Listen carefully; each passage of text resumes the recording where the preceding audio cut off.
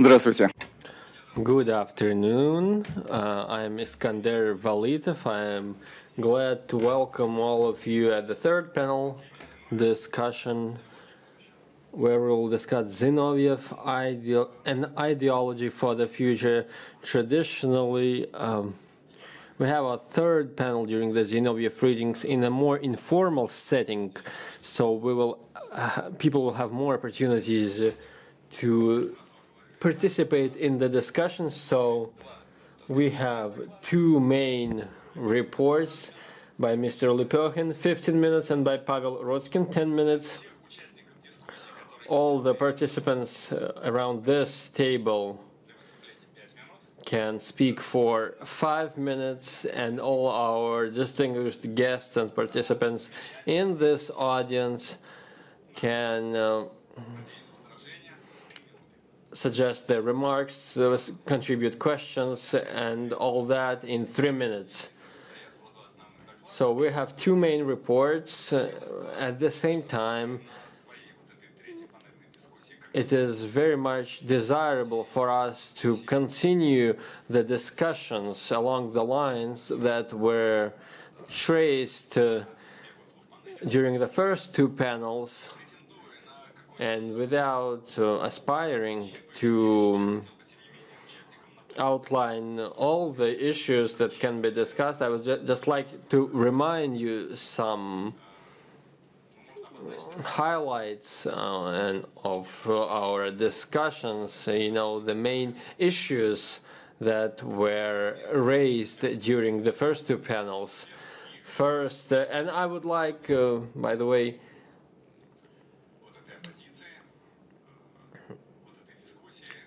for us to take note of the different opinions that were stated. Maybe some of them will be raised, and maybe some of them will be addressed during our third panel. So the first point is that it was stated that we need to think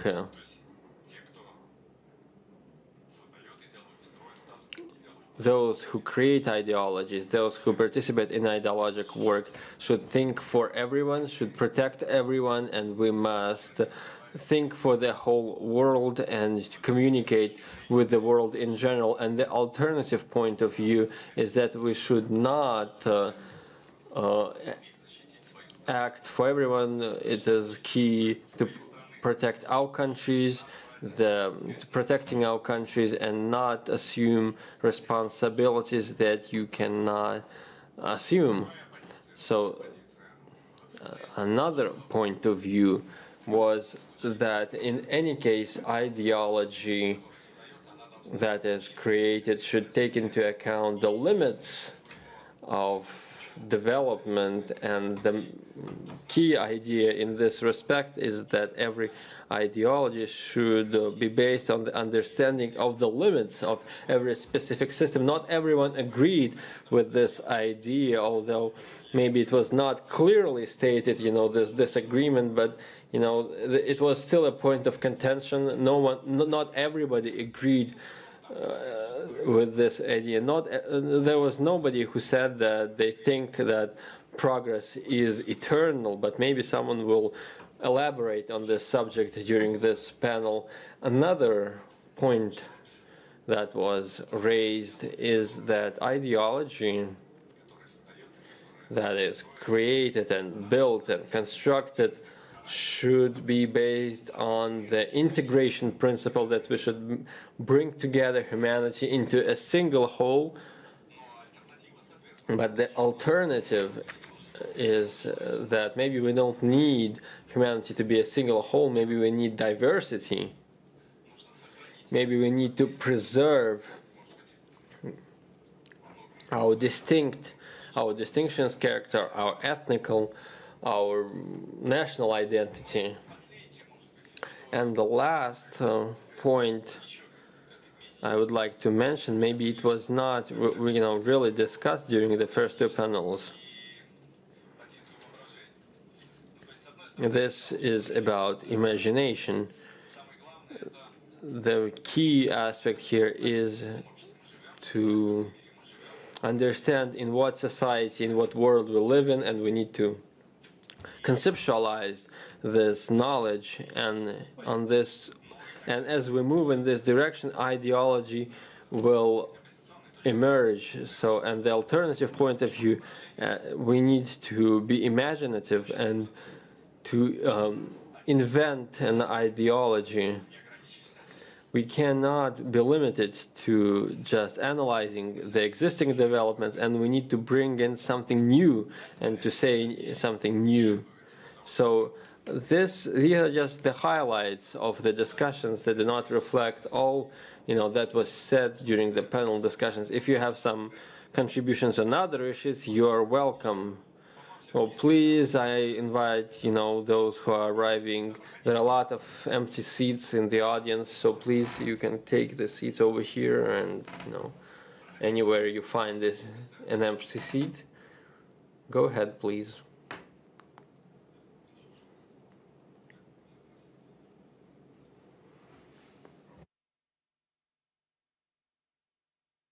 Please go ahead. There are plenty of space everywhere. Don't stay standing.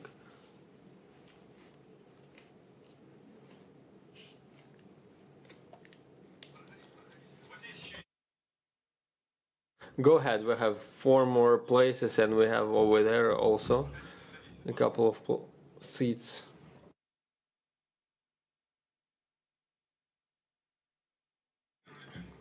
So I now give the floor to Vladimir Lepekhin for his report.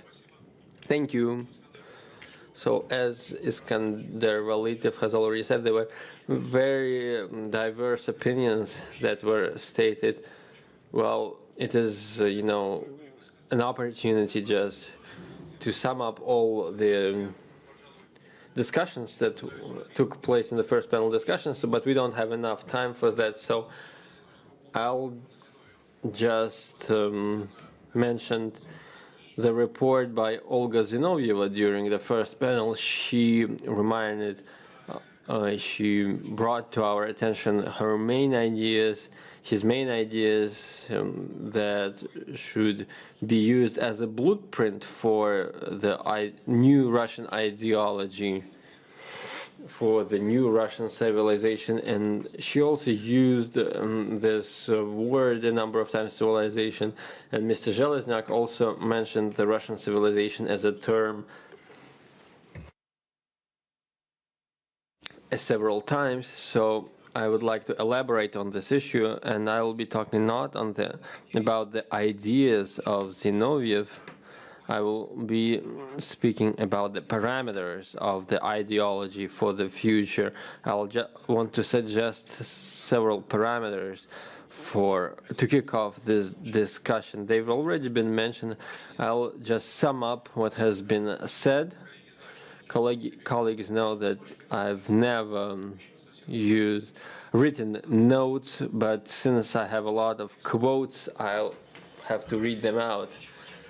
Before we get down to discussing the parameters of the new ideology of the Russian civilization, let me quote Alexander Zinoviev. So, quote: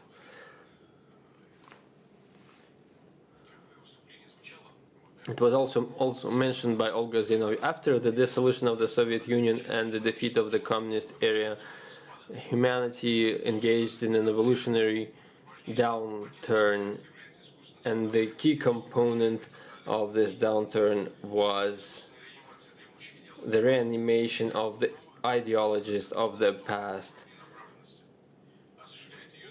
It is promoted by the Western society and the United States, and the victim of this and the main ally of the United States, as written in the end of the 1990s, was Russia, which is a threat for humanity. Can this process be stopped?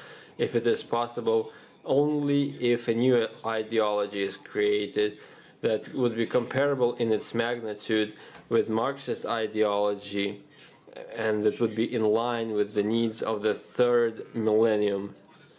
The key point in this vote is that the new ideology in its magnitude and its scale should be even more developed, even more ambitious than the Marxist ideology. And one of the ideas in this quote is that the Marxist ideology was doomed from the outset because this vision of the fair world was replaced by this notion of the class warfare. This means that any considerations of class, of religion, of ethnic divisions are harmful for Russia in this day and age. Mr. Dimitrios, our Greek colleague, mentioned this issue in our debate. So this idea shows that a class-based or nationalist agenda should be relevant for Russia. And consequently, the main parameters of the new ideologies, it should be uniting and it should be comprehensive in its scale. And so we had this debate during our panel discussion when Mr. Chiesa said that Russia should offer, whether Russia should offer ideologies for the whole world or for itself, well, both yes and both no, because there is this civilizational level which is a guarantee of the multipolar world. So when Mr. Dimitrios Patelis asked the question, how can we make sure that a multipolar world is not replaced by a unipolar world? When we proceed from a civilization with a civilizational approach, and when we are talking about civilization as the key unit of the humankind, and if we're talking about the Russian civilization, which is based on non-aggressiveness, non-interventionism, so the fact that Russian civilization exists means that the world will not regress from a multipolar setting into a unipolar setting. Even if Russia is the strongest civilization, it is, you can hardly imagine that it will dominate the whole world. In my opinion, humankind had two anthropological leaps or revolutions. The first one was when humans got separated from nature and is connected with Christianity and other world religions. And the second one is Marxism and socialism. Even Zinoviev have this article, Zinoviev and Marx, where he emphasizes that there are two main ideologies, two visions of the world, the Christian vision and the socialist vision existed. The Christianization of the world was about the split between the humans and nature. And the second revolution, the socialist one, was about the social transformation. Russia developed within these two paradigms for 1,000 years, first as a Orthodox, Christian Orthodox state, and then as a proletarian country, which means that Russia can understand, can master only ideology that is as ambitious as Christianity and communism. So here's a question, a philosophical question. What else can there be apart from Christian world model when, if all, we know four aspects of human nature: social, bio, psychological, technological, and based on the technocratical origin of human nature. And the fourth aspect is political. For example, it is about globalism, about humanism. So in any way, our perspective of humankind is shaped by these four aspects. This is reflected by various versions of various confessions, and overall, this is a blend of socialist, communist, and other leftist ideas. So the first two aspects that are about a creative approach to Christian teaching and to Marxist teachings. So literally, the intellectual horizon for Russia should be a blend of Christian and social values. I'm not speaking about Christian socialism, so because it would be a huge simplification of what we need. So we can't blend, these two ideologies, Christianity and socialism. But if we're talking about modern day Russia, we need to rethink our traditional ethics of, the major religions, Christianity, Islam, and Judaism, and to take into account the possible social projects. Russia, unlike any other country, has an opportunity to reflect on its experience, which can provide an incentive for philosophical research across the world. There's experience of the Orthodox Church and how it survived during atheist times of the Soviet Union. At the same time, Russia is a multi-religious country. It was invaded by the Tatars in the Middle Ages, and religion was imposed from the outside, and Russia survived, a large-scale communist experience. It won the Second World War under the communist flag, and it was the anchor of the socialist system after the Second World War.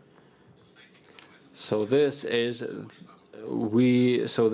my first idea is the idea of scale, that there was the first ideology, the Christian ethics, so the Christian ideology that played a big role for Russia, and then there was the second, our social experience, so it was positive and negative at the same time with communists. The second group of parameters is about creatively working with our historical experience. So the message that I want to get over to you is that we do not need to invent anything. We just need to prioritize more efficiently. We need to put the human beings at the center of everything.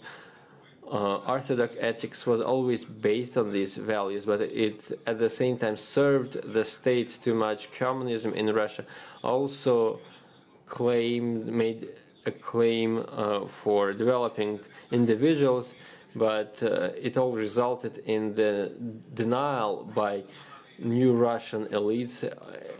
All national ideologies, except those that bring a direct profit, even representative of this elite are becoming increasingly aware that using foreign ideologies is destructive for Russia. Russia needs ideological rehabilitation and reconceptualization of its ideology that would be based on world religions and new anthropological doctrines that would be devised by professional researchers, free from state interference and not vice versa. Russia is already moving in this direction, as we know. On the one hand, traditional values and doctrines are becoming increasingly popular in Russia. At the same time, it conducts social transformations and reforms. So the society of solidarity is a new ideal, for example, proclaimed by the Orthodox Church.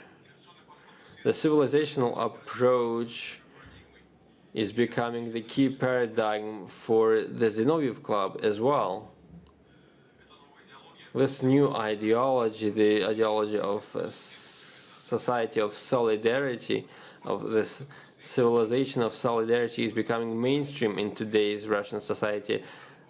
In the first humanitarian building of the Moscow State University, a humanitarian forum is held, and tomorrow we'll have a roundtable discussion in the Moscow State University on the 75th anniversary on Alexander Panarin, who is another prominent expert in civilization.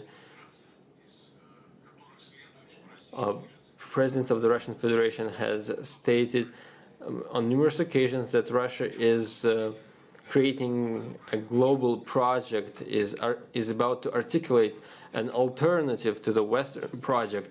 So I will just state some obvious things.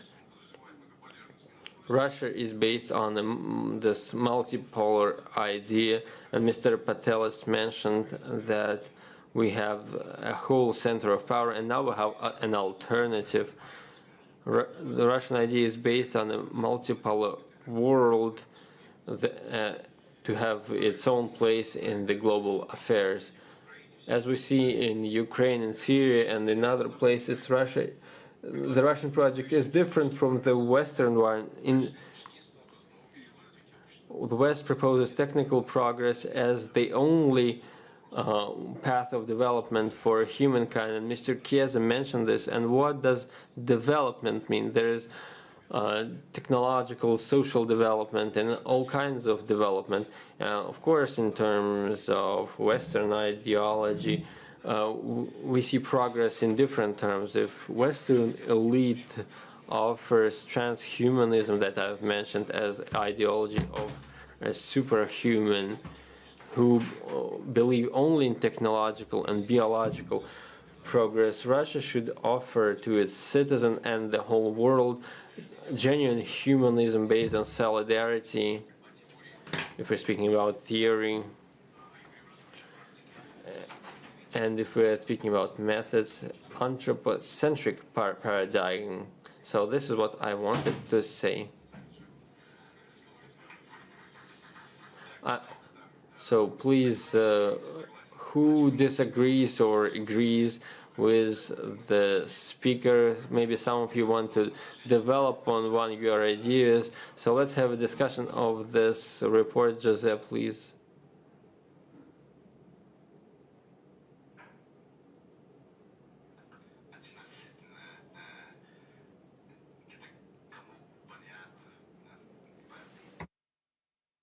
So you've mentioned class warfare. Marx did not create this term. He quoted French historians during revolutions who used this notion, and we can find in antiquity examples of class warfare. For example, in the Athens constitutions, there is a lot said about the class warfare. We can find this term in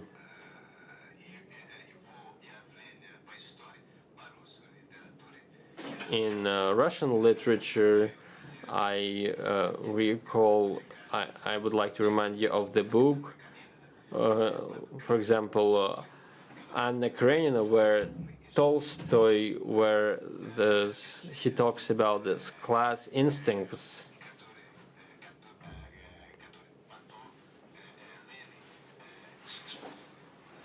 which Lenin speaks about this at length in his books, and this is viewed as a classic work in class warfare. So even the opponents of Marxism recognize its contribution to the intellectual debate.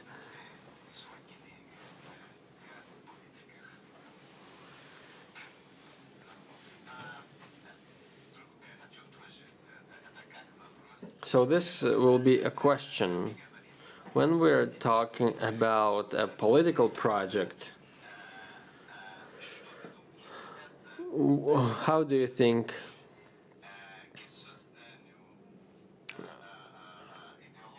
are you speaking about creating a new ideology or about expressing the meaning of an existing ideology. So this will be a question. I really liked what you said.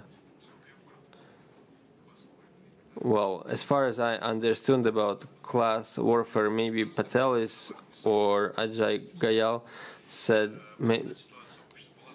situation changes, the social structures change, and today we're living in a very different social structure. So what Marx wrote about class warfare back in the 19th century is very different from what we have today. So we're speaking about different things.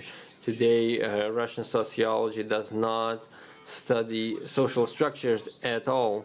There was this work by Yaroslavska in a recent book where she describes a Soviet classic work and what she meant under social structure when she divided people as workers and tradesmen and other professional groups. Of course, we have now works that study all those strata that currently exist, but do we have to study those social groups if we do not understand what they are? So, but the main thing is, even if we wanted to describe them, the main issue is that why I just had highlighted two parameters and built my statement around them and emphasize that they should be blended. We understand that we need to be developing, that we should move forward, but we do not understand whether we should build an airplane, a ship, or a car. As soon as we understand that we need to build a ship, we will understand how deep and how wide the channel should be for the ship, where it should be docked, and so on and so forth. So it does not make any sense to discuss any details now when we have not decided within the society on the means of transport that will be used. Maybe I was quite ambitious in my remarks when I said that in Russia we have an understanding that we need in what direction we should move, building on our millennial experience. This is underpinned by our spiritual development, our spiritual priorities that were within the Russian civilization for this last 1,000 years, and the social framework we lived in. Simple people say conservative blended with some left ideas, or Christian socialism. Today we didn't have anything else if we're speaking about the meaning. For example, there was a question about Germany. If Russia does not assume this function. So yeah, I really liked what to send. I just wanted to emphasize this. So this notion of class warfare is not exclusively a Marxist notion. And so this notion of class warfare is... So, Mr. Mikhail Vasilyevich, please, two questions.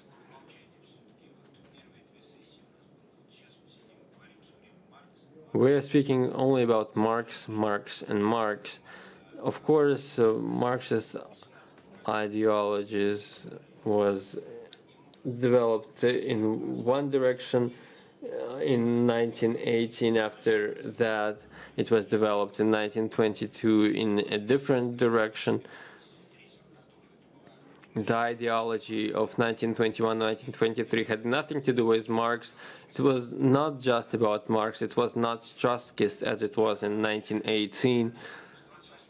And after 1928, it took another twist, and we forget Trotskyism and the ideology that was in the USSR in 1941-1945 has nothing to do with Marxism, with Trotskyism, or internationalism. At least judging by the relations with the international communist movement. But we're still stuck with Marx. If we're speaking about ideology as it developed in the Soviet times, it requires a broader research of the thinkers that worked on the ideology. We can't reduce everything to Marx. I didn't even use the term socialism. I spoke about social movements, starting from radical ones that were quite interesting, but also the ideas of solidarity that are currently emerging from the Christian ideology.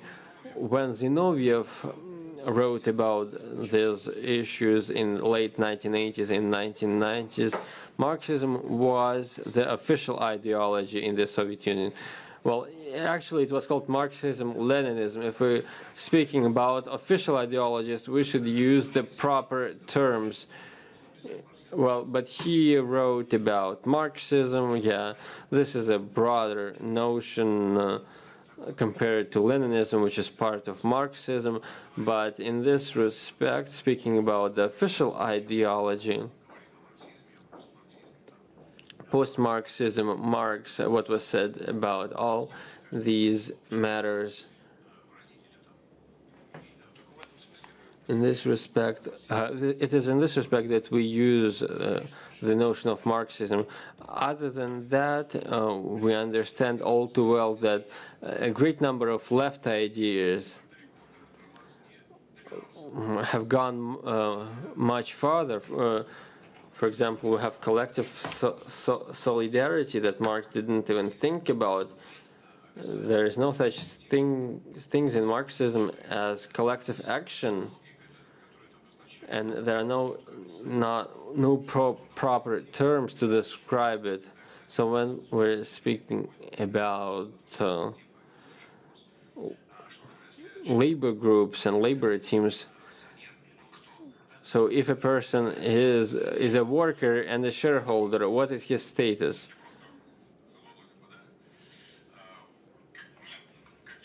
Well, as far as I understood, in his report, he did not say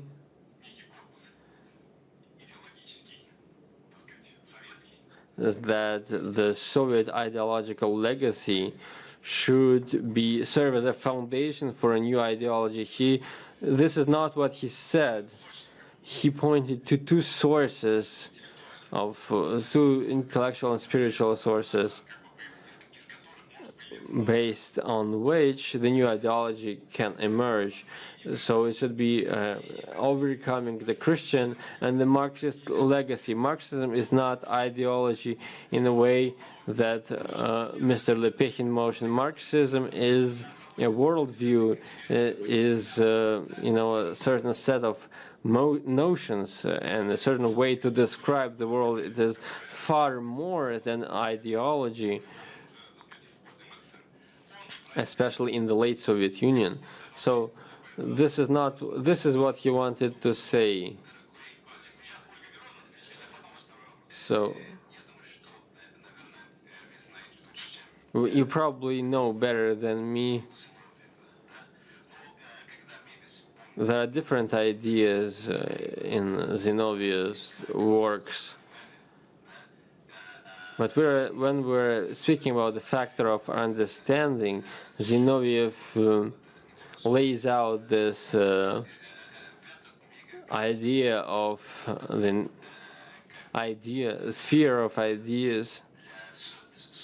He speaks about the space for creating a new ideology, where the new ideology can be developed in a single effort. People who developed ideologies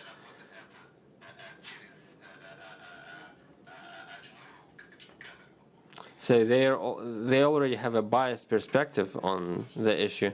Well, Jose, I just wanted to say that in his introduction to the book Ideology of the Party of the Future, he says that the way out of this horrible atmosphere, this horrible situation which the world has found itself, there is a way out, and he writes about the need to create a new ideology.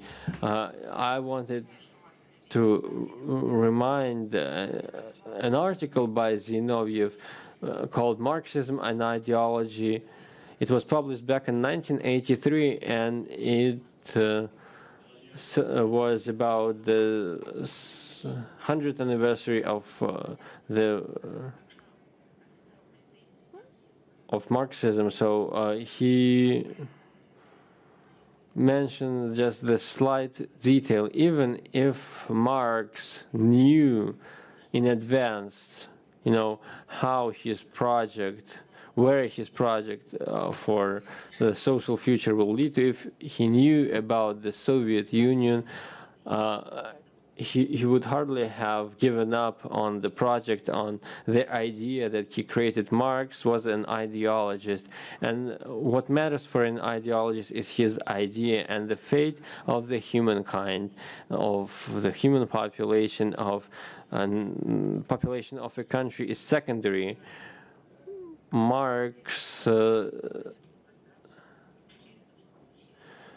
lived on, and the Soviet people lived in paradise or in hell on earth, the way you look at it. Well, this is hard for me to understand, this approach that Zinoviev has. For one, this is a purely ideological approach, and on the other hand, it is an approach where he proposes specific solutions. For example, on globalization. Well, Jose, unlike anybody else, the book, The Factor of Cognizance. Jose is translating it into Portuguese, and we hope that it will be published in the near future. This requires huge efforts from you. This is the scientific legacy, what is left of the works of Alexander Zinoviev. I would like to thank you for this huge effort that you are making, and regardless, Zinoviev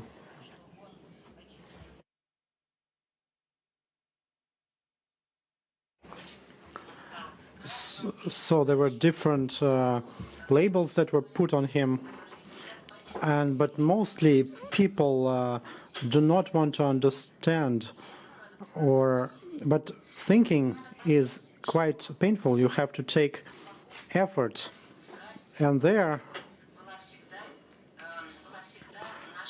Zinoviev always passionately cared for our country, for the system that we had in our country, and for the system and how it was different from the ideals that were the origin of the communist project in the Soviet Union. His attitude was not changing. The country was changing. The object was changing. You may be young and then you're getting old. You may change your clothes, but the core within you remains the same. This is taking too long.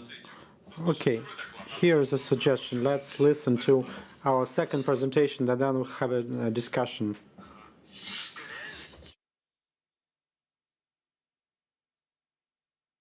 Physical reality is not the only area for ideology. Today, we have information reality, virtual reality. If we talk about ideology of the future, in this future, we have this phenomena of virtual or cyber space, and we will have to interact with them, whether we want that or not. We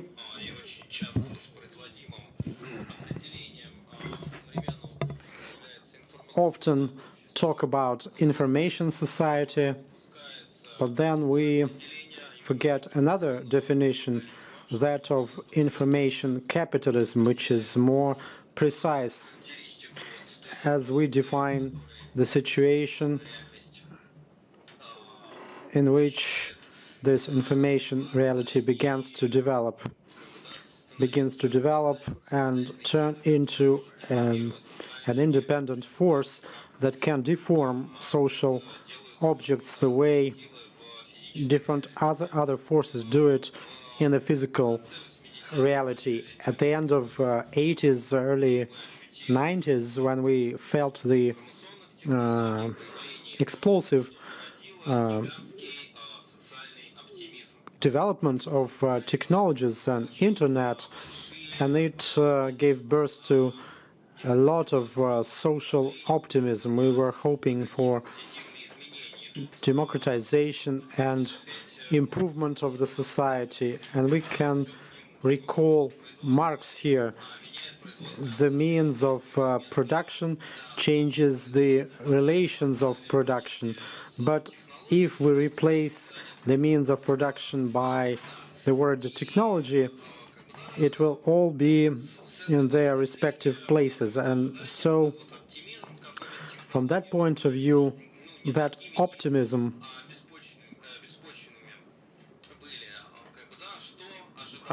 there were some good reasons for that optimism. What we expected from that information reality, from that from introduction of internet everywhere. We were hoping that the state will lose its monopoly right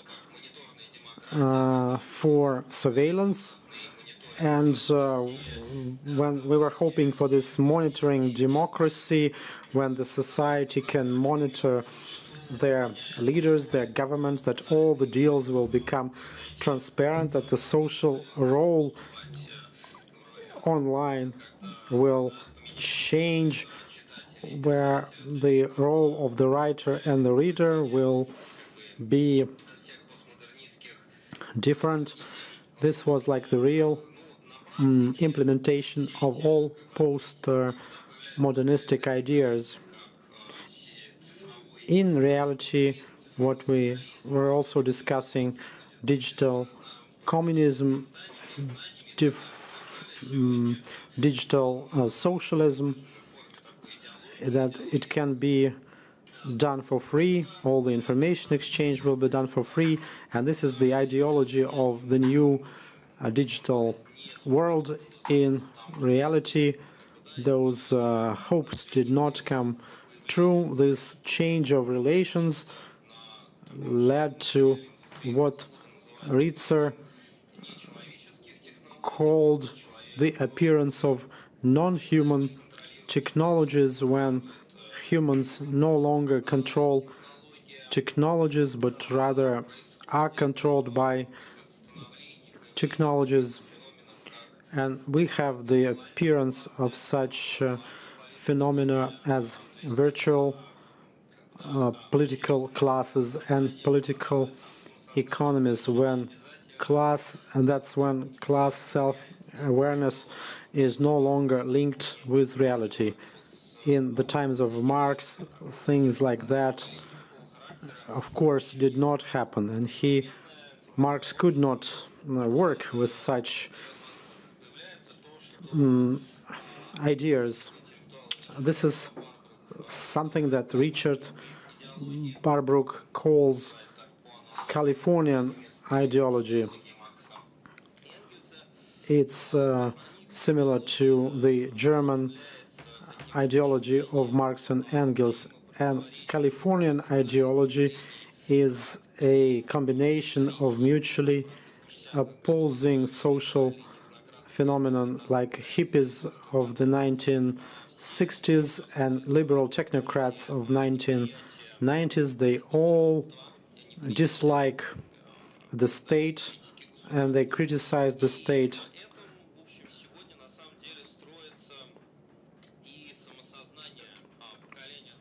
And this is how they build the self-awareness of this 20 and 30-year-olds generations who live in the virtual space. The state is a constant object of their criticism. The government is always under suspicion, and any 20-year-old will tell you this is something of Orwell predictions. But at the same time, they accept all sorts of nonsense from the corporate forces. that deny the state. So these people, young people, they may distrust the state, but they are willing to accept corporate terms and conditions.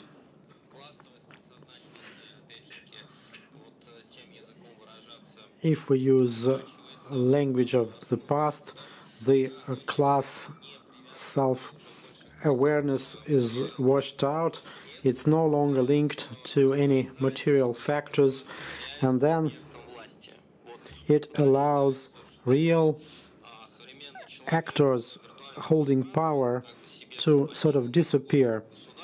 It is believed that in a virtual space, a human being is free from social status, and the capital as the actor of authority is dissolved. It's no longer there, and this social misunderstanding is quite typical for those generations that in the future are going to either develop some ideological discourses or submit to them.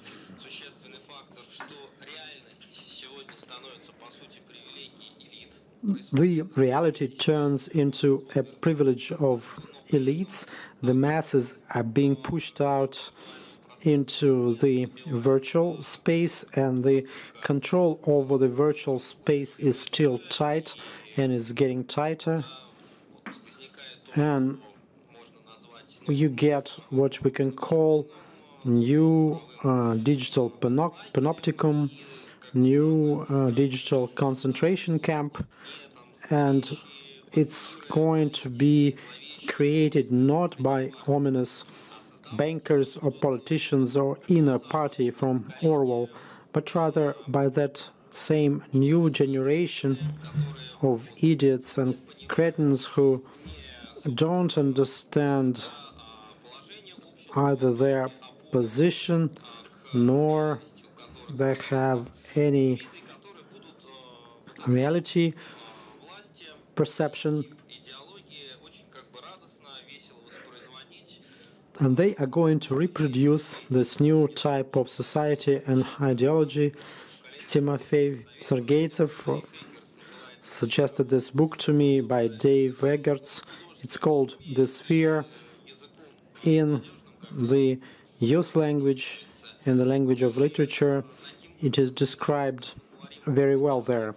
So when we talk about ideology and its connection with the real class relations and class interests and real political economy, we shouldn't be forgetting about another segment of information reality and virtual reality, which lives according to its own laws and standards that are based not on human principles, but rather that reproduce neoliberal ideology. Let's call a spade, and this can become a factor that could change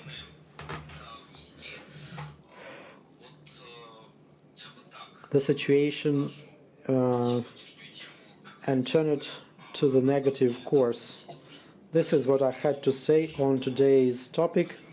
If we talk about the future, we cannot avoid this issue of totally new phenomena, of new technologies that we will have to live with and either submit to them or fight them. And that should be formulated in this ideology of the future. Just please specify this parallel information reality that which is sort of existing by itself, and these idiots and cretins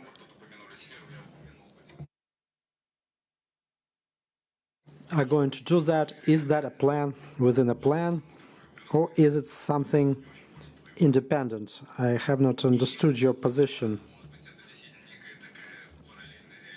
Or is that some sort of parallel reality?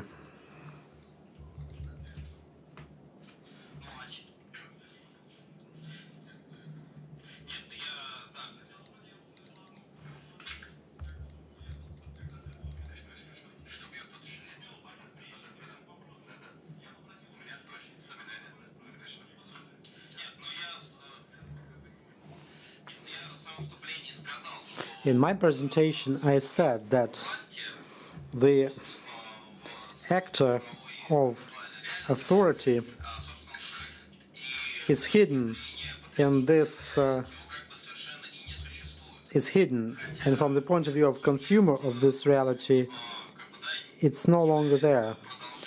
Even though this wielder of power is the continuation of that actor who were described by Marx and Zinoviev in the physical reality. Yes, perhaps that's a plan within a plan. And Zinoviev himself said that the historic process today is such that it is governed. If the real historical process is manageable, it can be governed, why virtual process cannot be under control, especially if we have this omnipotent and invisible actor. This is a task for a new Marx of today to deal with virtual political economy. Let me once again thank you.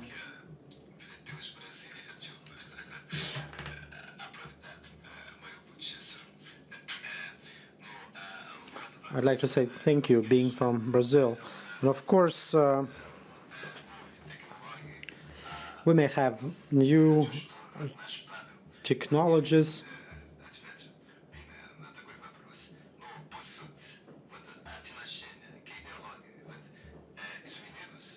Has the attitude to ideology changed?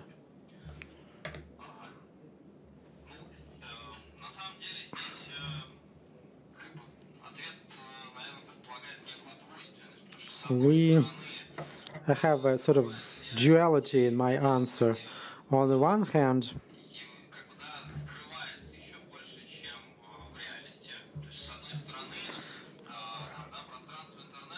Internet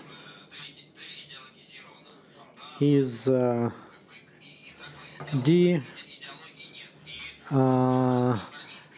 ideologized, and Barbrook invented this Californian ideology. It has not been officially articulated in any formal book or text, but at the same time it's a continuation of that same neoliberal ideology, of this post or transhuman ideology, where a human being is removed from the relations, and there is this alienation and appearance of communication intermediaries whom human beings cannot overcome, in the form of control systems or interfaces that are used for social interaction, and this human factor is removed. This is something that Ritzer called non-human technologies. So I have a rather pessimistic opinion.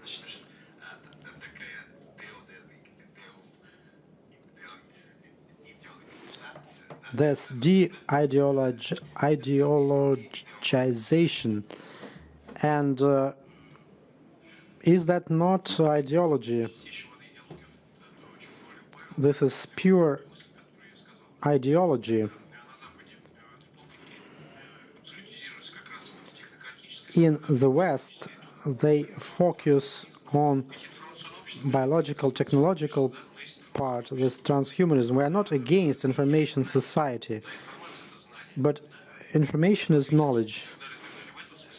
And in this case, we're all for it. But if it's just a combination of gadgets, If gadgets are first and it becomes the goal, then it's one thing, and social knowledge disappear. You get idiots who know their gadgets very well. They play these games and toys, but they misunderstand the reality that they live in. And they need no ideology. This is how you stimulate this information society. Without any social knowledge, but with a lot of technological devices and technologies. And this is pure ideology, and this could be the central part in those ideological structures. They use transhumanism, Californian something, and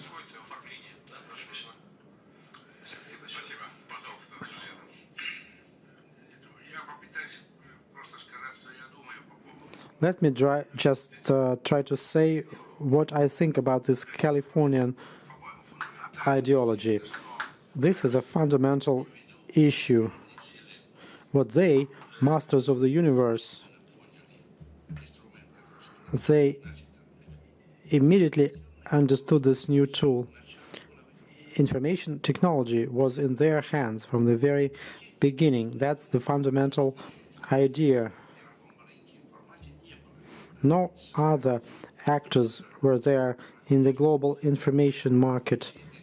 They immediately took over all the tools. They understood earlier than others their power, and they understood that deep inside. If we talk about new ideology, it's a matter of culture.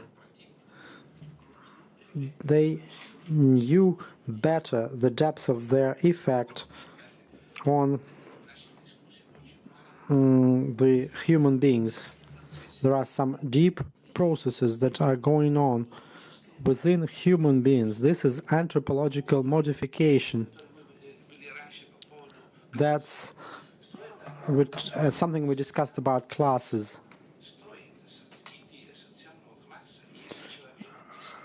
What kind of idea, why do we need this idea of social classes if people do not know where they are and who they belong to? Workers disappeared. Do we have working class in Italy, Spain, or France? No. It does not mean that the workers do not exist, but mentally they think that they are entrepreneurs, and that's how they live. They behave as if they are free individuals. And that's a very powerful ideology. But basically, this is what they control. The masters of the universe, they are really the masters. If you make precise analysis, all media, without exception, they proceed from 4 financial centers. 4 centers that own all mass media of the world. I mean, of the Western world, and partially Russia.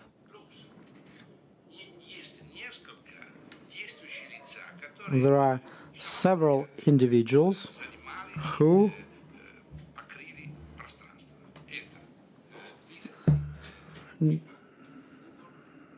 or entities rather, that occupy a certain space. Search engines like Google and Yahoo, they can predict the course of events.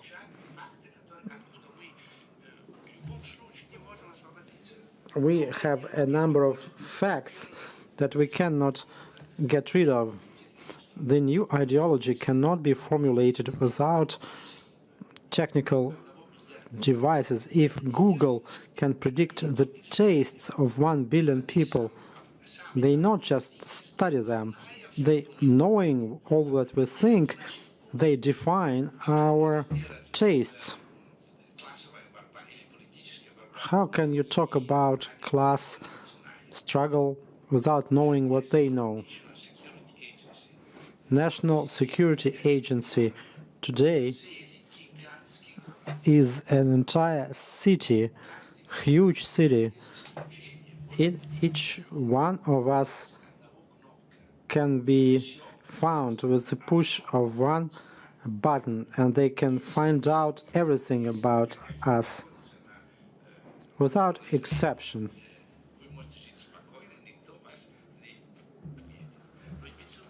If you are in the margins, you are not interested.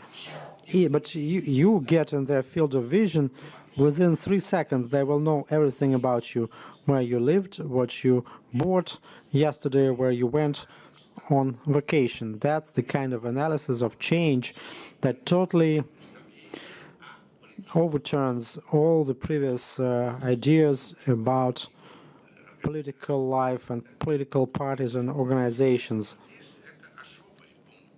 These are special points to study the technological and information systems. Without that, it's going to be hard to deal with it.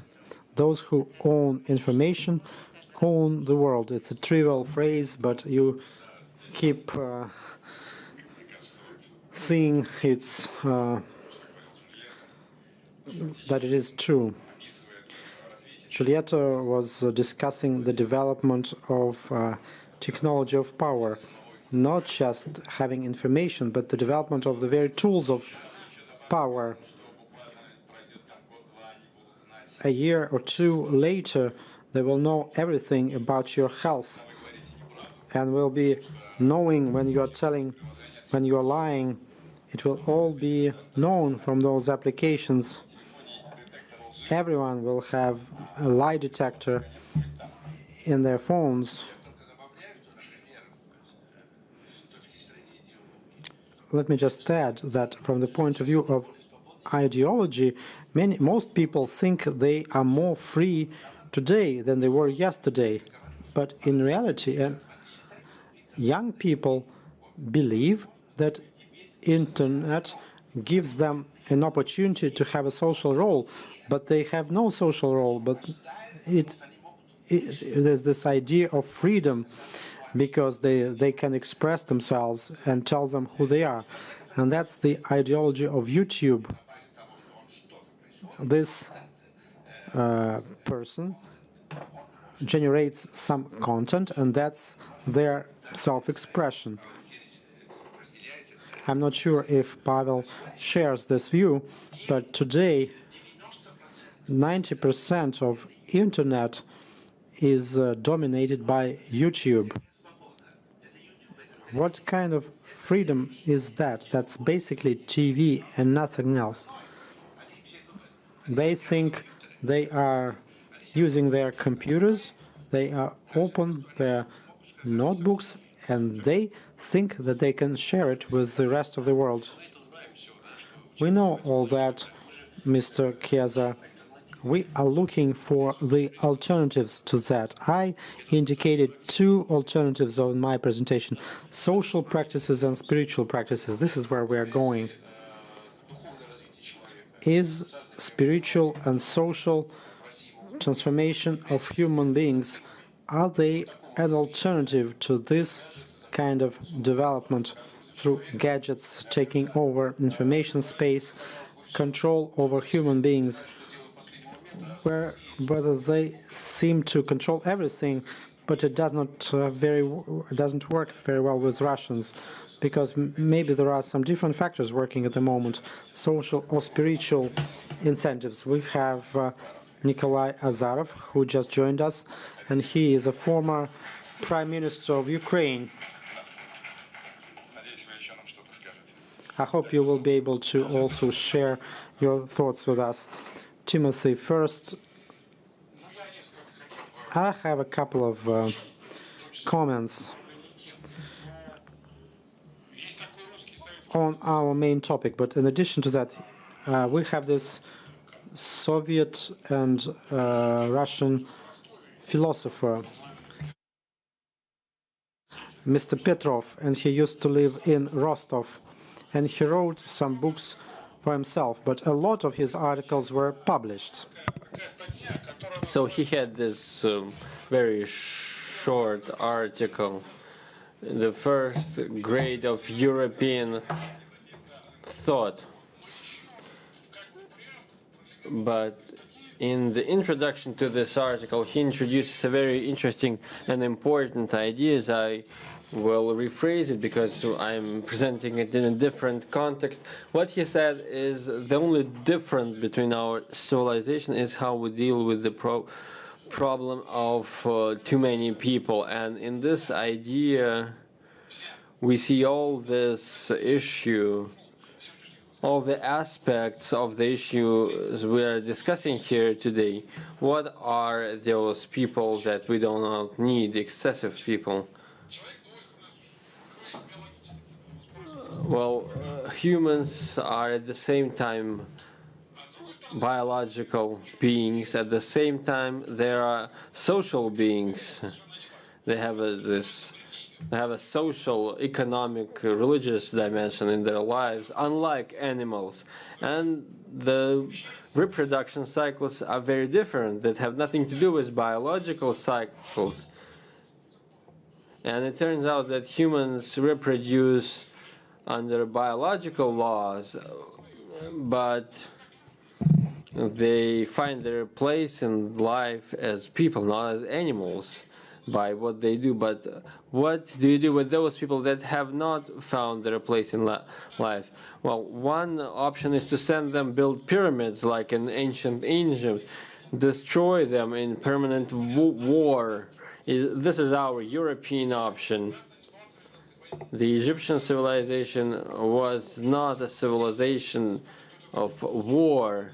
There was some kind of an invasion, but overall, Egypt lived in peace.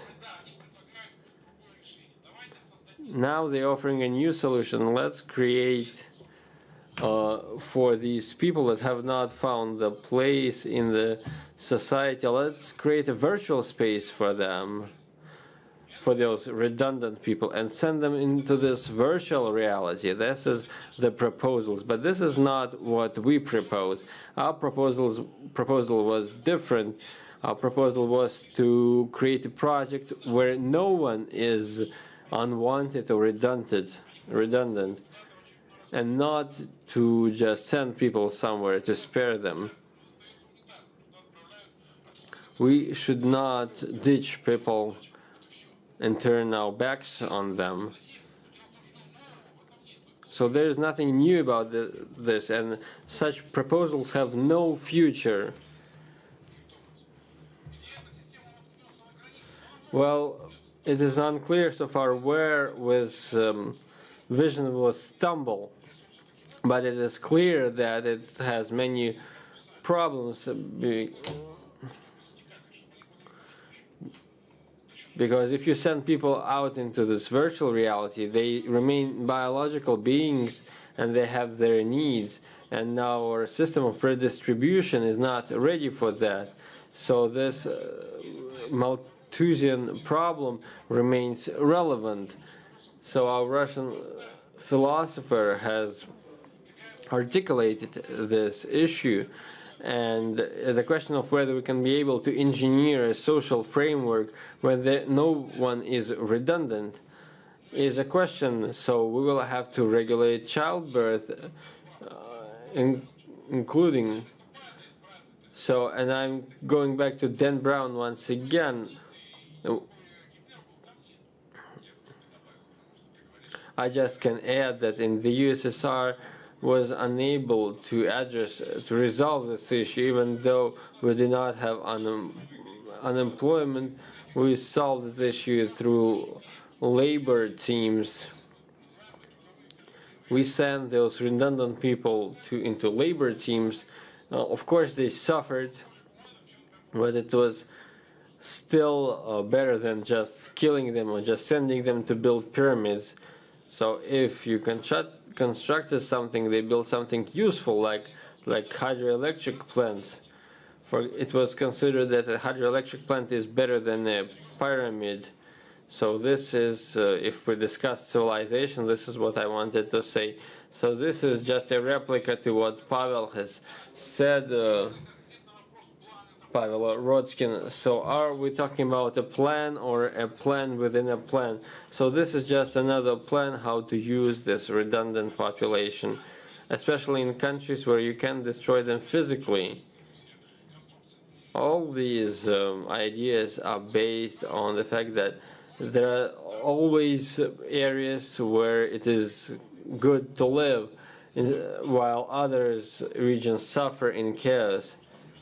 So in this place you can just simply destroy people. So what do you do with those people, because you don't need them? Mr. Rappaport, who is member of the Moscow Methodological Circle, who worked for BBC for many years,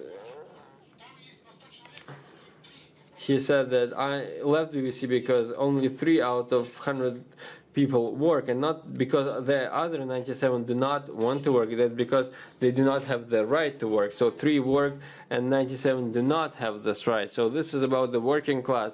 If we ask seriously this question, you need to win this right to be exploited, to do something that is actually labor, which even if you have nothing to do with the production of your labor, if you cannot express your personality, but at least you make a difference. But even this has become inaccessible in today's world, because if you make something real, you make a product, the product is there even though you are not.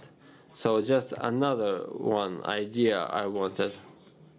Well, I can stop, or I can just say one more thing. I've heard a lot about Christianity today, including during today's panel, and including from Lepechin. When we say Christianity, we already say that we're external to this, and that Christians are out there, they are not us. Everyone discusses how to use Christianity, but the very crisis of in Europe is about using Christianity. Well, so it doesn't matter whether God exists or not. No, we have to understand how to use it. Catholics, they have done this a lot. So because this is not so much about believing in Christ, but about the ways of using religions in your activities, we need to decide who will believe in what and in what. I would add that you do not have to believe in anything except God. If you want to believe in something, you should believe in God. So what is specific about this faith, about this belief in God? And the idea is that the Savior came up to open up this communication channel between humans and God. So he said that you can talk to me as a person, but this way you can say that if God was human, why can't a human be God? So a lot of thinkers, including, for example, Bulgakov, who discussed these issues, they described the immersion of this human God. When we start to believe in God because we do not have anyone other to believe, we think that ourselves are God. This is what I think Mr. Chiesa said. This does not mean that we need to stop research and to stop moving anywhere when we understand that there is a limit to development. Just we have to be mindful not to position ourselves as gods, but when they say that the United States is exceptional, do you mean they say it as in the ancient Roman times, that Rome is exceptional? Romans talked about the greatness of gods, not about social power.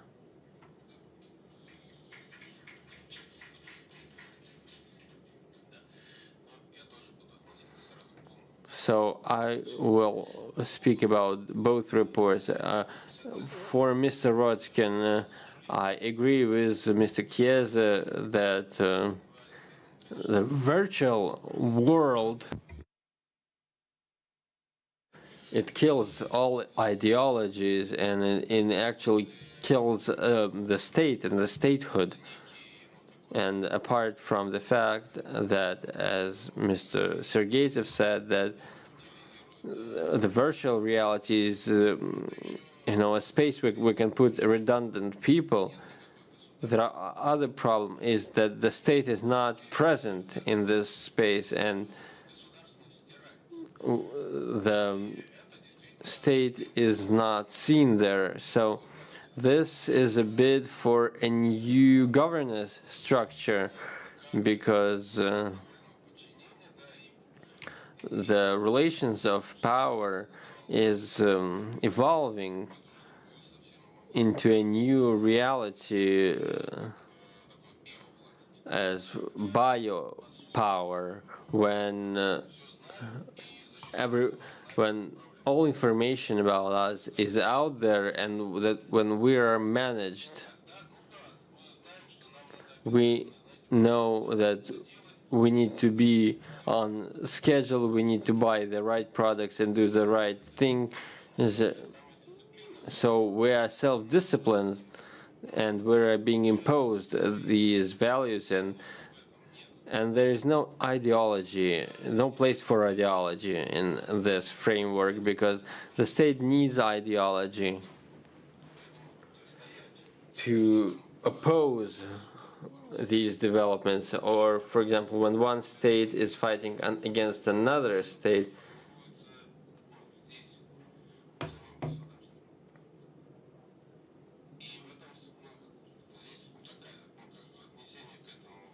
so this is what I want to say about the second report. As for the report by Mr. Lepechin, I would like to say that I fully agree that we need to understand that we were born into a socialist state, and the fact that we abandoned it and so easily does not necessarily mean that we need to go back to these values. We need, of course, to analyze and to think about our past experience and what we should do in the future. It is interesting that what we're seeing today, we're tempted by the socialist ideal. Even today, during the first and the second panel discussions, this issue was raised. If we'll look at our today's domestic policy, it is still there in our governance. The social commitments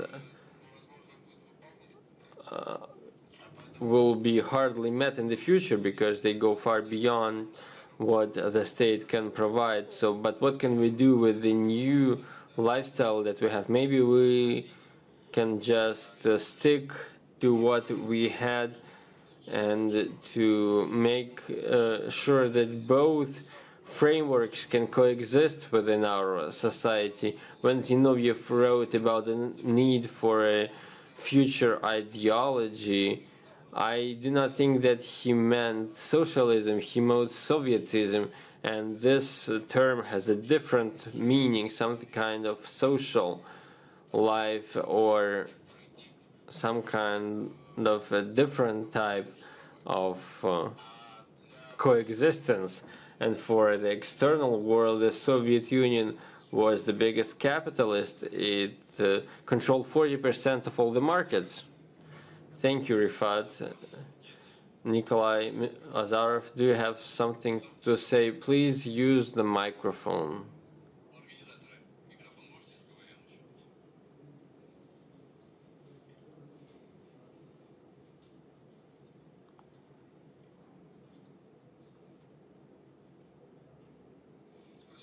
Thank you.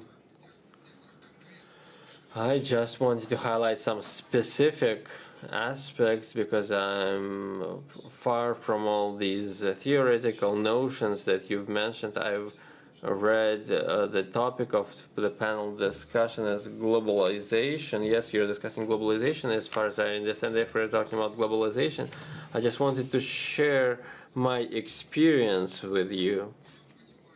As far as I understand it, globalization had a very negative impact on development in Ukraine. What did we face in Ukraine? 1990, Ukraine is a highly developed, in European terms, highly developed republic. Maybe it is strange for you, but not for me. I know very well the Ukrainian economy. In 1990, it was much more modern and developed than in Poland and let alone Bulgaria or Romania. It was a highly developed country that if specific structural reforms had been carried out, it could have reached the level of Germany, and I do not doubt it.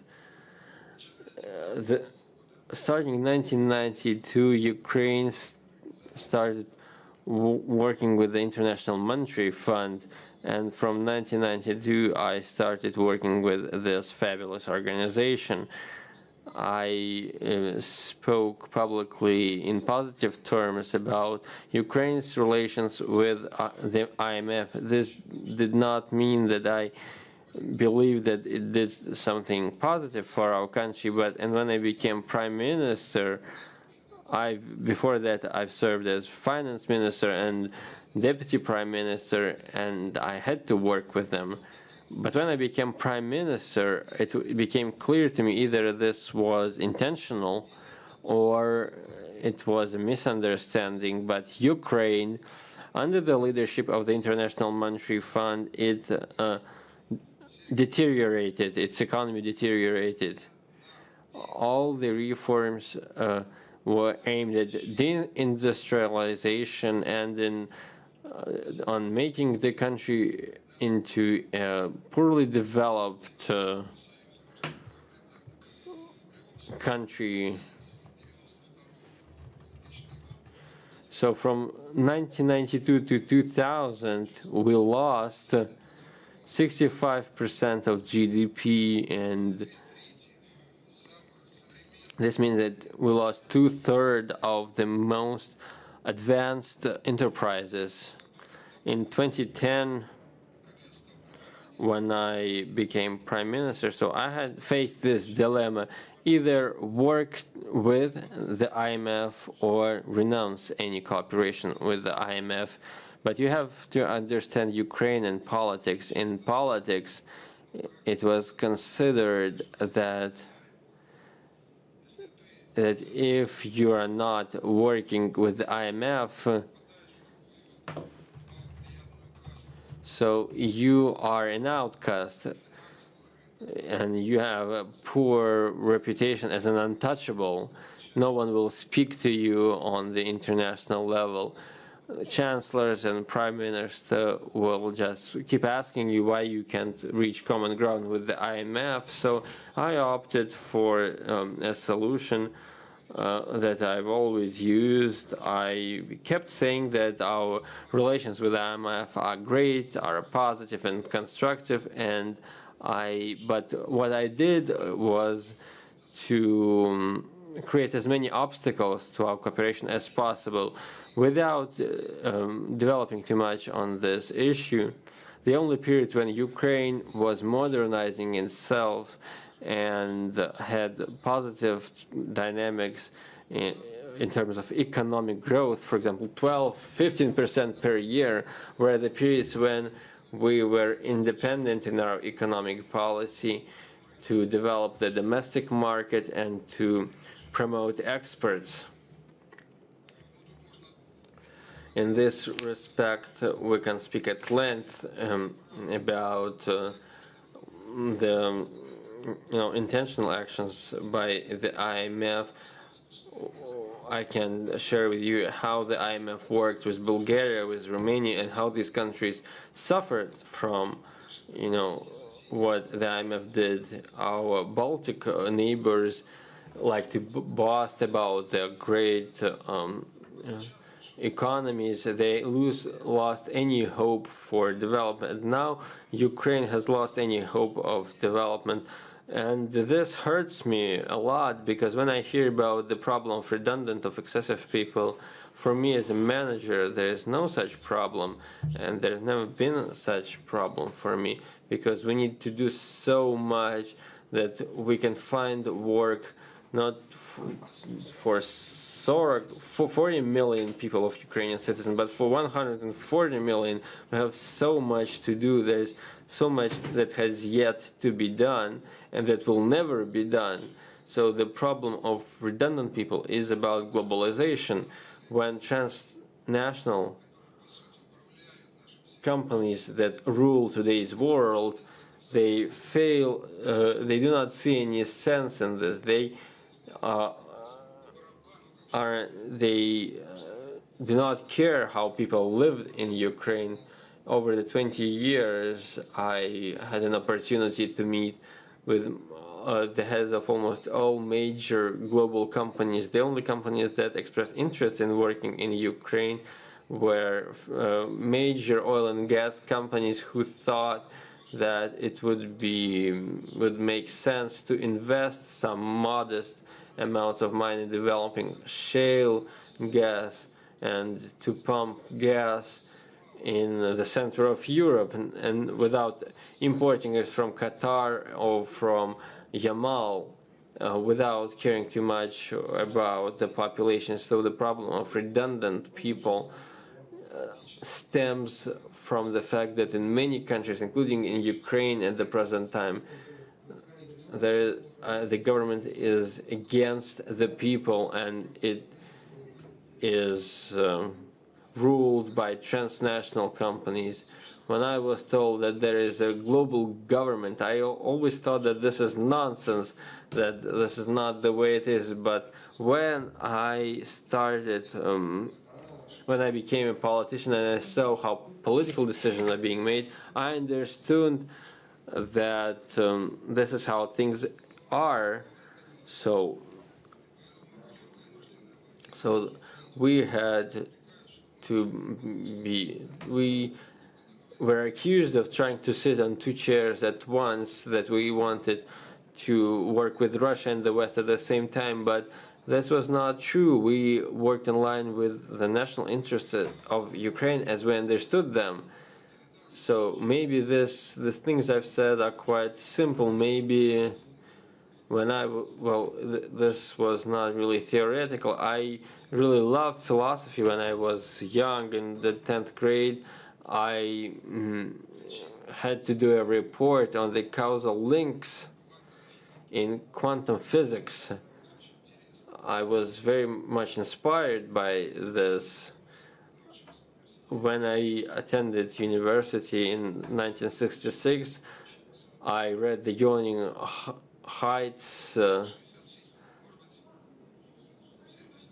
So he published it in '76. Well, I remember anyway how it was published. I read it with a lot of pleasure. So I'm sorry that I just cannot conceptualize from a philosophical standpoint. Maybe this is the most valuable contribution, in fact, because of course we discuss colonialism and external rule, but when we have evidence from the witnesses, this is very valuable for us. So a remark from Mr. Timofeyev. Mr. Azarov, you have to leave.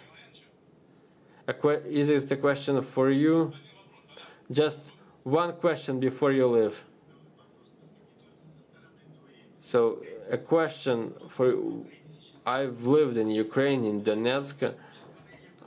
I think you focused on the consequences, but don't you think that the key reason is the mentality of the Ukrainians who live there? Because the understanding of what is happening is a key to understanding what happens next. What do you think about this?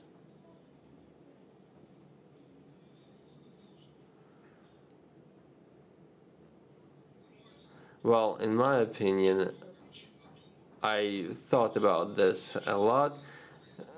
There is no such thing as Ukrainian mentality. So there are different mentalities in Western Ukraine, in Southeast Ukraine. There is a third mentality, maybe it is more diverse, is Central Ukraine. And now I'm confident that this is the way it is. I'm confident that Ukraine is not just very diverse, it has at least three main components, three main mentalities, three regions that historically and lately have emerged, and our attempts to put together, to unite. There is no such thing as Ukrainian elite.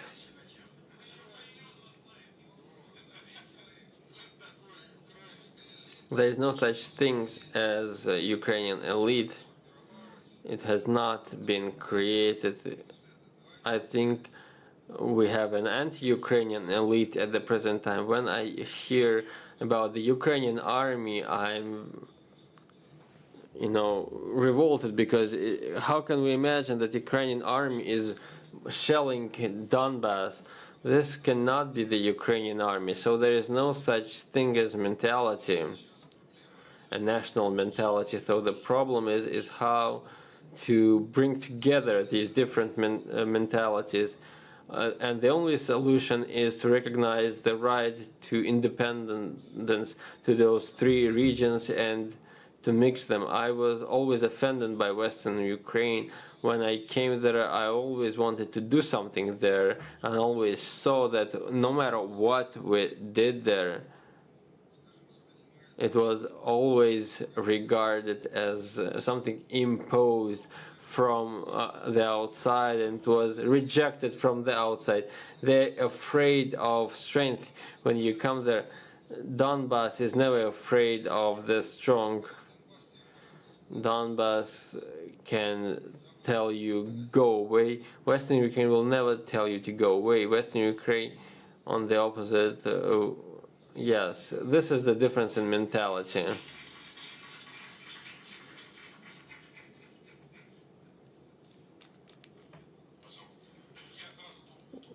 So I will respond to both speakers, to Mr. Azarov, who left us, and Segodnya, who is still with us. So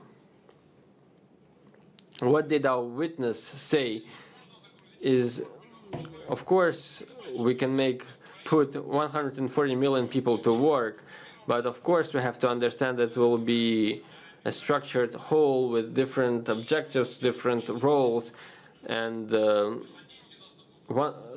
some people should agree to their status, and others people will have other kind of position in the societies. This is a plan to develop activities if we want to put all people to work, which is good for a person to be useful, to be used.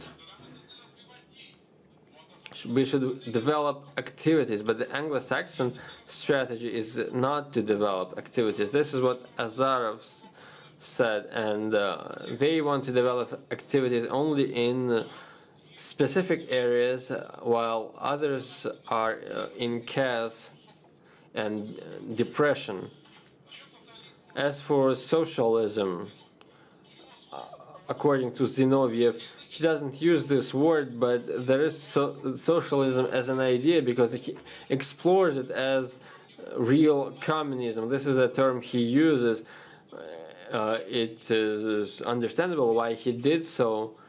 In Germany, that would be a single world. You just connect two words, because the word socialism had this connotations that were inspired by ideology.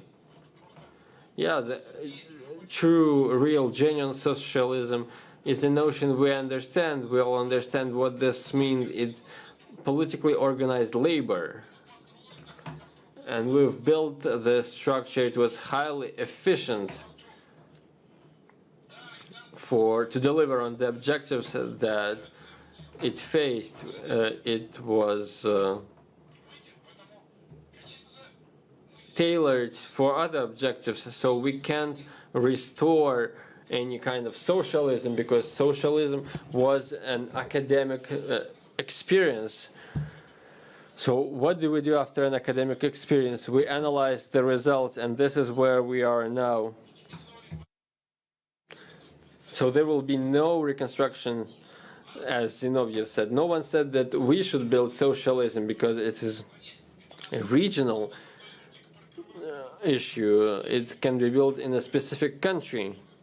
What we're seeing in China is one of the version of modern socialism and nothing else. We cannot pronounce it anything in a different language apart from all the stuff that comes from the Anglo-Saxon civilization about freedom. Everyone should have an occupation because what matters most for people is to be useful and not to have any kind of freedoms. So this is what this all about.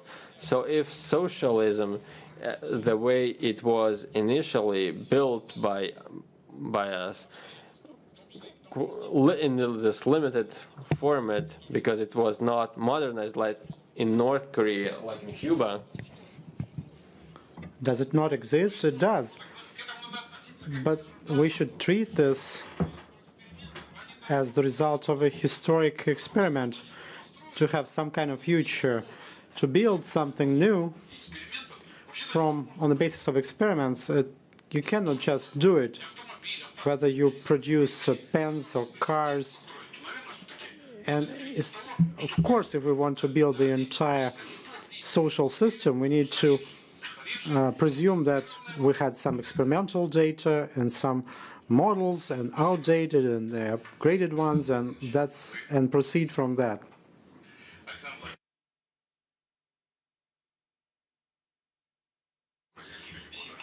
He is the member of the board of the Universal Russian Council.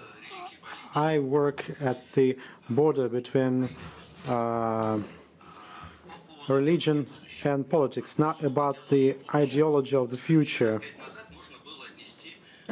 5 years ago it was part of futurology, but today it's more specific and you cannot just ignore it. And a society that does not ask themselves this question is risking to be left at the side of history. And this is how men in the street perceive that. They are disoriented, they cannot understand this contradictory flows of information, cannot imagine what is going to happen to the world in a week. These are all signs of ideological vacuum. Old ideologies are losing their positions and new ones have not been offered yet. In Russia, men in the street felt that during the disintegration of the Soviet Union. Today, the Western world is in a similar situation, and they are on the eve of their own perestroika.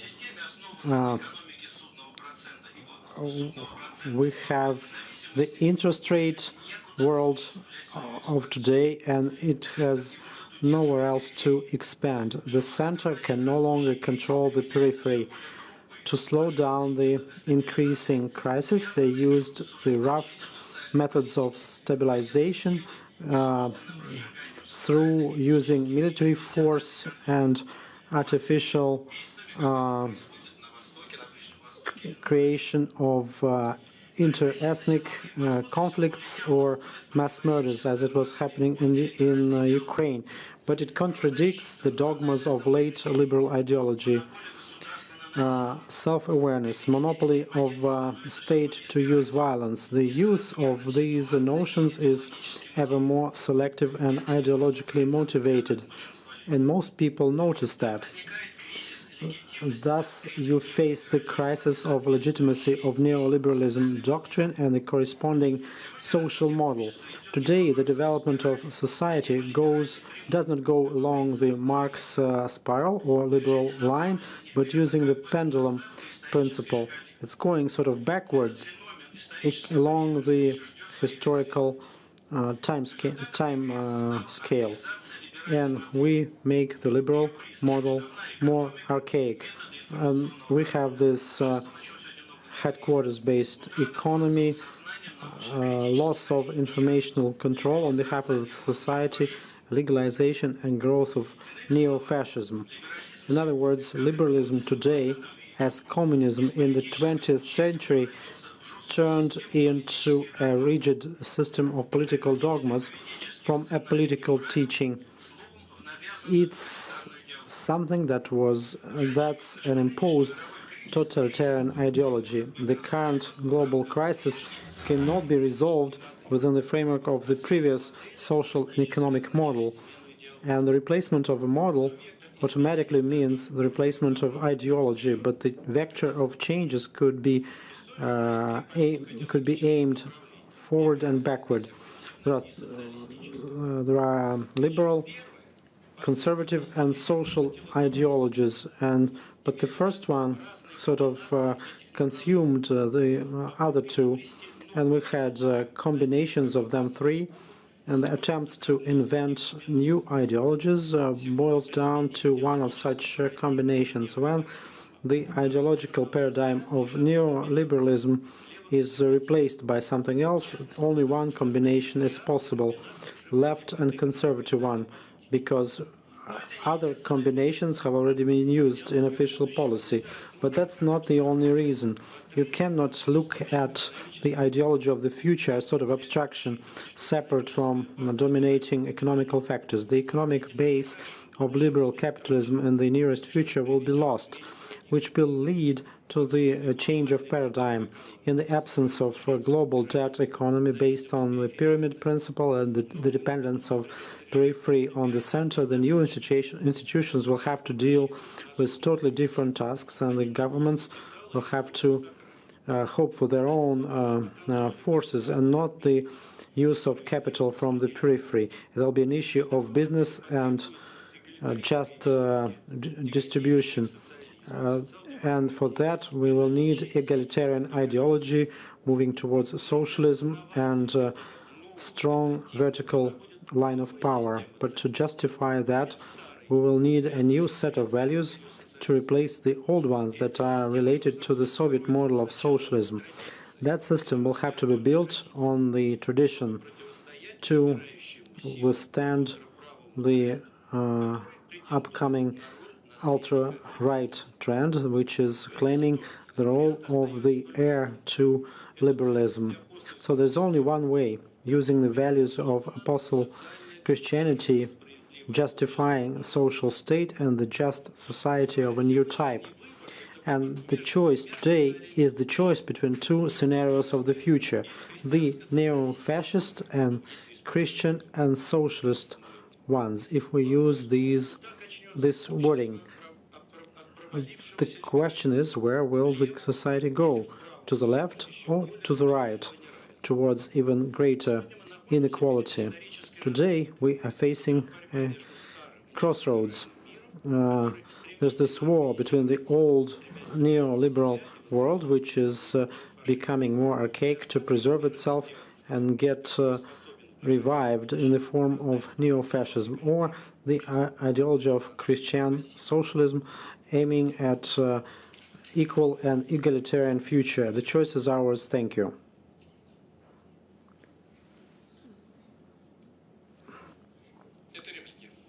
Now we have time for comments. Comments on the presentation that was delivered.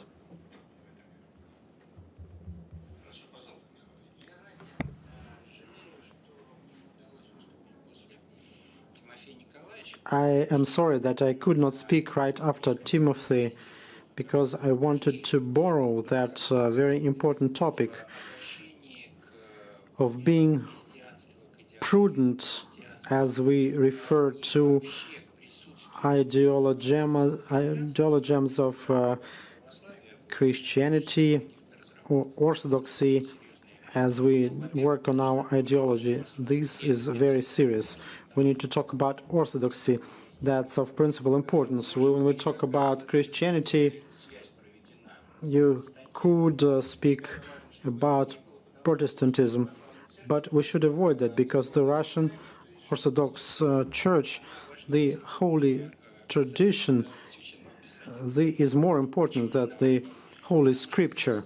Why is that? Because Christ lives in the Church forever. A Protestant lives based on what it says in the Scripture. They follow it. Orthodox people know that Christ lives in church at all times. They wanted to show Admiral Kolchak in the movie, and there was this episode in the movie, Admiral Kolchak, and there was this wife next to him. With the wife, he did not officially marry, and he said, "God help us." But I wanted to write an article. Why didn't God help him? When you want some serious help from God in a serious business, God will look at you really attentively and ask, "Why should I be helping you? I can, of course, have mercy on you, but where is your wife? And where are your children? And didn't you go to pick up somebody else's money?" And in this case, we always need to remember this example. And here I want to refer to the first part of our discussion. And it's about where ideology should be developed. Mr. Zhelezniak said it should be among the elite, among the authorities. But who was the first developer of ideology for the Russian state? Sergei Radonежский, for sure. When he understood that ideology was needed, and he realized that was going to be his task, and he abandoned his position of a metropolitan, because he understood that if he became a metropolitan, then the great prince could remove him, as he did with Saint Alexis, or could make his spiritual mentor. And Sergei wanted to,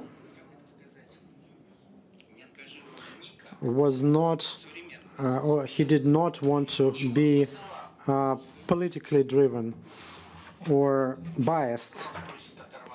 And sometimes they think that he sent that army to the Kulikovo field.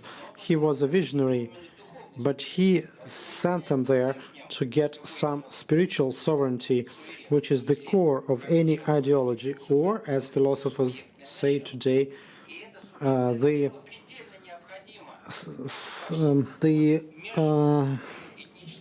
subject component. And that's something that we need everywhere. Cross-ethnic dialogue. Every participant in this dialogue should have this kind of core. Cross-civilizational dialogue is like that. And of course, that's a very difficult part of that dialogue. If you are an Orthodox, and you cannot tell the Buddhists that your God is like their God. You have to have something else. Only this Orthodox beginning as the expression of our tradition, that's not enough. We need to have also the national or people's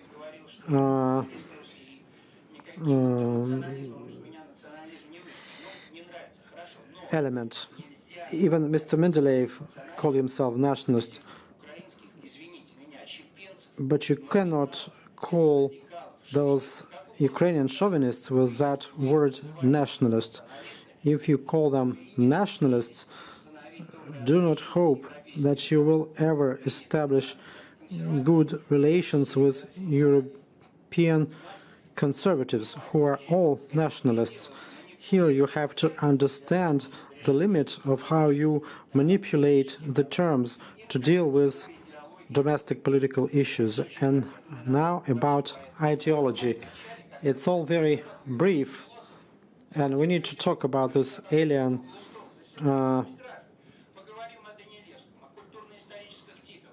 principle. We could talk about Danilevsky. We actually started the theory of the clash of civilization. We gave it to Huntington, but I want to move on to ideology. What's the point of that ideology? Why are we an alternative to the West? Not because we don't want to be like the West, but because the West itself moved away from Christianity, and we need to get back to the true Christianity, that is, to Orthodoxy, into our people's tradition. In this sense, this is anti-Cain, anti-Babylon, anti-Sodom, anti-Ham. And Cain did sacrifice to God, much like Abel, but he did not give all of himself. He was using the principles of legal estate. Let's make an arrangement. I visited you, I gave you the money, in the Orthodox Church, there are people who do that. You sin and then you repent. You sin and then you repent. But Sergei, that was his second idea for the ideology of the Russian state. He taught princes that they need to abandon any kind of power leading to sin. And he had the authority to say that. He was on that very strong position, anti-Babylon. They were building this tower, and they were those bricks.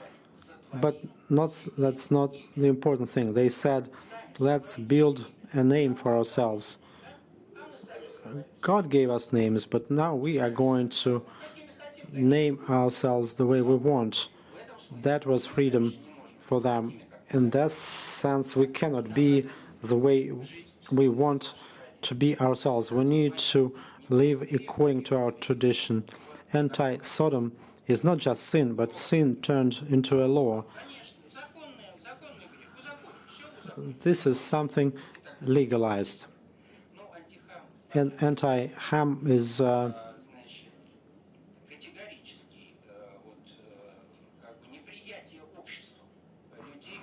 when the society does not accept people who criticize and speak bad words about their fathers without love. And now about ideology. Let's go back to the idea of the importance of this event. Great Russian language borrowed this word, nationalism, turned it into internationalism. We say nationalism is good, bad, internationalism is bad. You cannot just have a new word by using this affix. The root of the word is always the meaning of the word.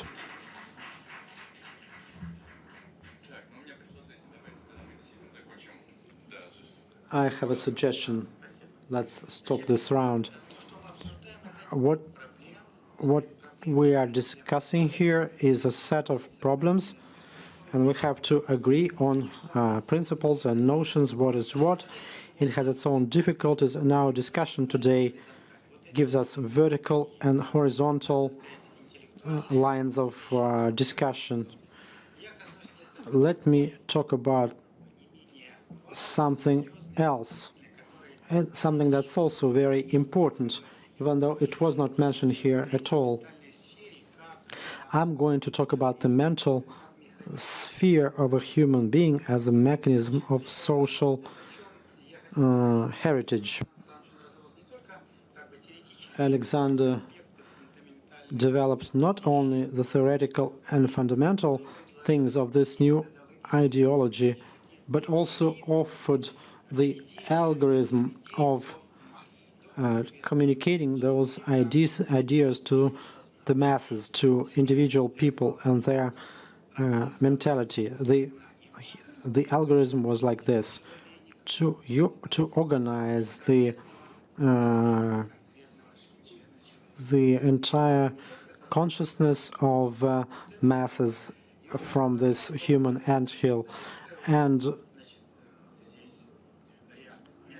he is discussing a full range of events and steps to turn that into reality. We have such articles as logical intellect, the ideology of the party of the future, global super society, a factor of understanding, and so on, a factor of cognizance. And this is how it's happening, and this is what he offers. We have a certain phenomenon, then we create the image of that phenomenon, then emotion, then action. Now we are witnessing virtualization of our life. We often deal with illusion rather than reality. I work in education, and that's imitation of education, sort of education, but in reality it's far from what we mean by education. And what's happening? Many important factors are not accounted for, and you immediately create the image and then emotion and then action. And on the radio and on TV and in the media, these are means of mass manipulation. And this is how it works. They create a necessary image based on the principles of this certain human anthill, and then emotions and then actions. And here, of course, use ideas of Alexander, and all these functions are connected with ideology. You need to not just to create an ideology, but to communicate them to specific people on all levels. The dissolution of the personal beginning in us and then be like everybody else. That starts from the kindergarten. How is it done? That's done in the field of social connections. That's number one. And there, the foundation there is the contact. The substance of ideology is transferred from one human being to another on the basis of social laws and social combinatorial laws. And here we have different mechanisms that are used. Moreover, not only propaganda experts and ideologists keep working to introduce some spiritual ideas and thoughts into a human being, but we need to help this person to develop their own ideological matrix that they are going to use for their entire life. And Alexander is talking about the logistics of that process. For example, in the Muslim countries or communist countries, it's stated quite clearly. You know this mechanism very well. I'm not going to elaborate on it. In Western countries, it's sort of hidden. It's not there. But Alexander says it's still there. And Mr. Chiesa has shown us that there is rigid control over all mass media.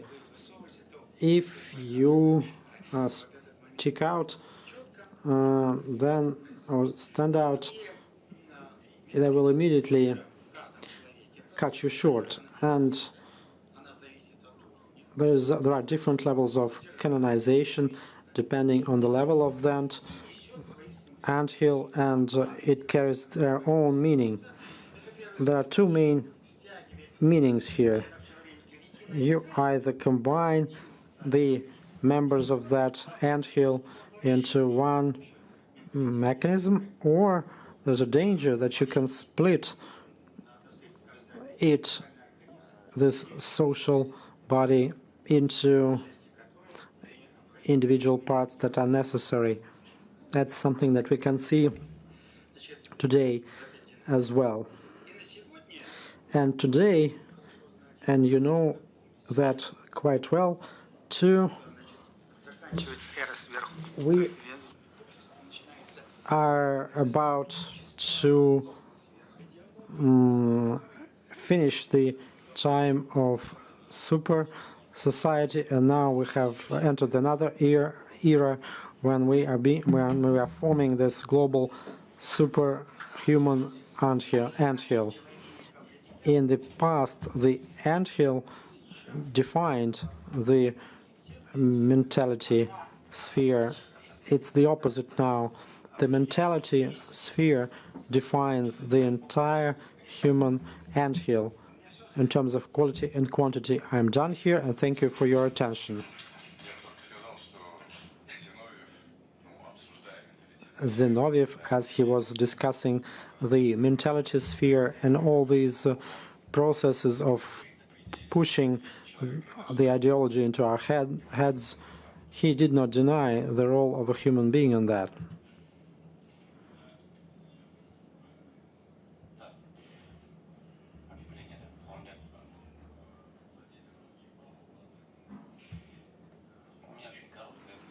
I have a brief announcement. Members of our Zinoviev anthill know that 3 years ago a great book was published called Alexander Zinoviev, The Experience of Collective Portrait. We used this questionnaire of 9 questions with 80 people participating in it. Now we are working on the second volume of this book, and we plan to publish it about 6 months later to commemorate the 10th anniversary since his death. And on my behalf and on behalf of Olga Zinovieva, we are the authors who are putting together this collection. We invite you to take part in that book. If you want, approach me after the event. I will give you that questionnaire to answer. Let's go in reverse order.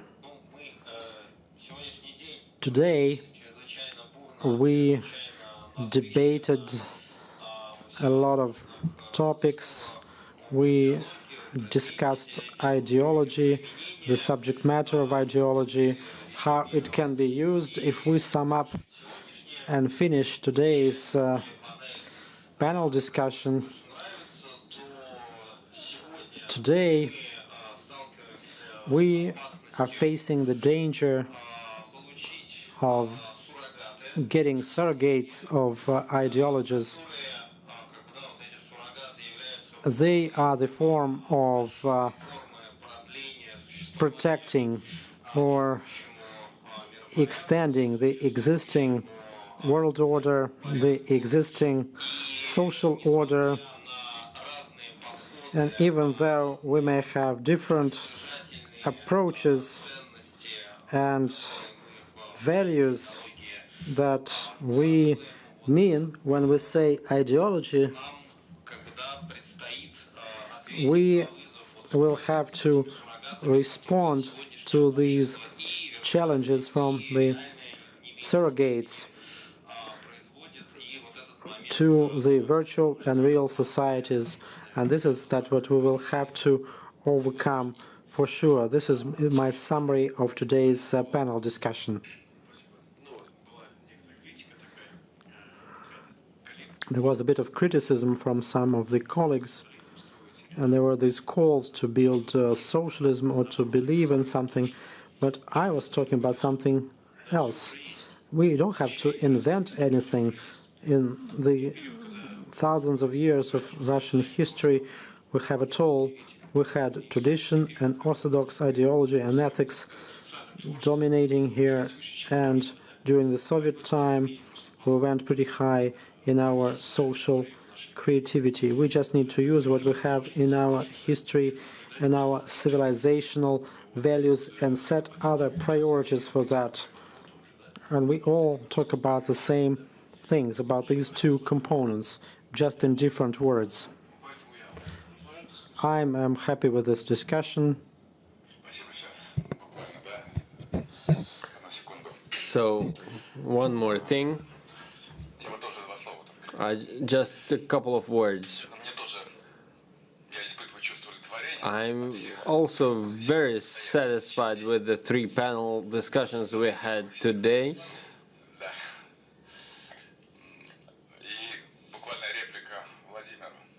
Just what I wanted to say to Vladimir, well, you see, Russia has a millennial history. There are things that we understand, that things we think, but there's nothing else. No matter what experience we had over this 1,000 years, what you can think,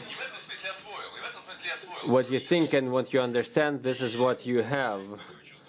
So I'm very satisfied. I think there was a lot of effort to understand things during these three panel discussions. We had a very meaningful discussion. We did not just read out the report that we prepared at home.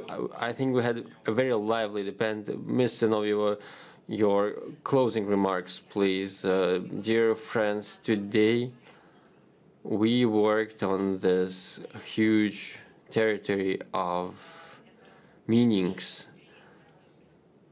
We had more than 3 sessions of Zinoviev clubs today. We meet every month. At the end of every month, we have always new subjects, new topics, and new levels that are reached, and new people that come to our events. And so our Zinoviev club is expanding. We have new members, and we always become better and better. And today we had the privilege to work in this wonderful environment in downtown Moscow, in the most important international information agency. And we were able to meet here and discuss, have a lively debate, and work at the 6th International Conference Zinoviev Readings. When I delivered my address, my statement at the conference, I've mentioned this film that was prepared about Alexander Zinoviev, and there was this idea that the Zinoviev's time has come. So this is what is said in this film. For me, who was close to Alexander Zinoviev, he would have been happy to be able to be here. We had very different opinions, and this is why I treasure so much this conference. People talked about very important issues. Some had a nostalgic smile on their faces, some were very animated during the debates. We moved from one panel to another, and we kept moving towards the truth. This is an endless process. I'm very grateful to you for your contributions. I'm very satisfied with the work that is carried out by the Zinoviev Club. The fact that some did not sleep this night. Some members of our club had to go to the airport to meet our guests at 3 o'clock in the night. And so we had a lot of challenges, but what we see that our Zinoviev Club is very attractive. It's like this intellectual pole which attracts everyone, like Faulkner, this concentric circles. You always want to go back. The main thing that we have, Alexander Zinoviev, I congratulate you all on this great intellectual feast that we had. Thank you.